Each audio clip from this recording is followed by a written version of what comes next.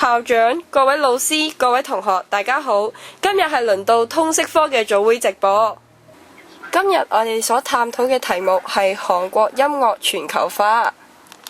唔知道同學你哋認識 K-pop 嘅音樂歌手或者組合有幾多呢？我想問你呢，識唔識得一啲關於 K-pop 嘅音樂歌手或者組合啊？唔係太多。我認識嘅就係例如Girls' Generation 同埋 CNBLUE 咁樣。有 Shiny。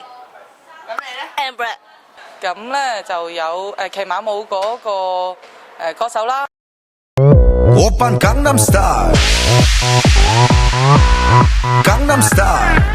無論係咪韓國人，係咪 K-pop fans， 都一定聽過呢首喺半年內紅遍全球嘅歌曲。但係我哋又對呢首歌嘅內容又認識幾多呢？江南喺首爾漢江以南，係一個幾有錢嘅地方。SHINee喺音樂影片中跳住騎馬舞，取景都係江南區各處嘅地點，例如桑拿室、馬房等等。而且佢哋衣着相當華麗光鮮。其實以上種種都係一種自嘲嘅行為。由於資訊科技嘅發達，江南 Style 成功憑住互聯網嘅傳播威力，推動流行音樂，令到音樂全球化，成功將韓國音樂文化加以傳遍世界各地，亦令到背後所諷刺嘅江南地區生活方式展示俾全世界。On the Twitter, Britney Spears followed me. That's the most ridiculous thing. 其實最初呢首歌出嚟嘅時候，當地反應唔係想象中咁強。但係經過美國社交網站發現咗呢個 video 之後，就不斷瘋傳，形成全球一種現象。除咗互聯網推動之外，韓國代表歌手喺訪問時指出咗3個韓國流行歌曲喺全球受歡迎嘅原因。首先係歌曲旋律方面，歌曲往往令人一聽就上癮。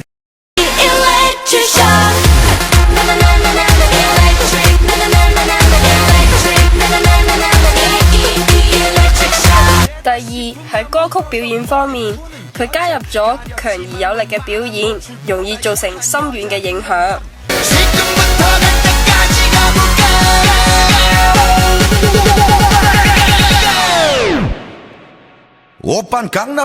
第三係歌手方面，歌手係亞洲人，但係無論服飾或者打扮方面，都係有西方嘅感覺。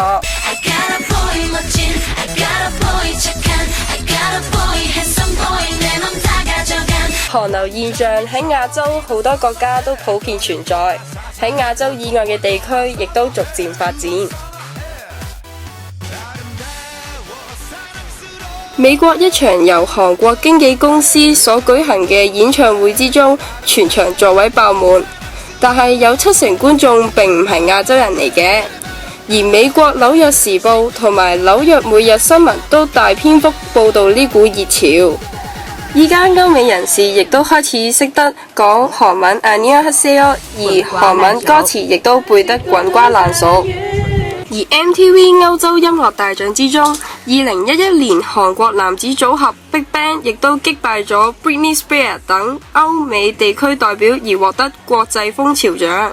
SHINee 則攞咗2012年 MTV 歐洲音樂獎最佳影片獎，連續2年韓國代表獲得國際音樂獎項。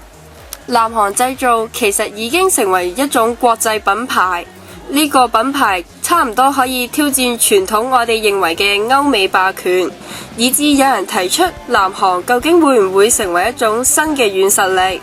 江南 Style 亦被視為一個全球性嘅現象，亦都因此被聯合國秘書長潘基文描述為一股推動世界和平嘅動力。同學又點樣睇韓流呢？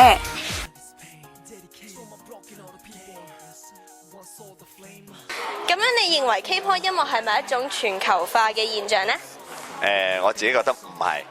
咁樣點解你認為佢唔係啊？睇翻各大英美流行榜，韓國歌星或者組合嘅上榜次數係唔多嘅。咁好多謝晒你。有，肯定有。Gangnam Style 啊，例如係咯。唔認為，因為 K-pop 就係韓國嘅歌唱文化嚟嘅。有呢個趨勢咧，因為尤其是嗰個騎馬舞嗰個歌手啦，喺外國已經有報道，佢話佢嗰個唱歌風格好有特色啊，咁都有即係全球都有報道呢件事嘅。好多謝老師。有人認為越嚟越多東方文化成功打入西方文化，證明東西方文化已經走向均勢。同學，你哋又點睇呢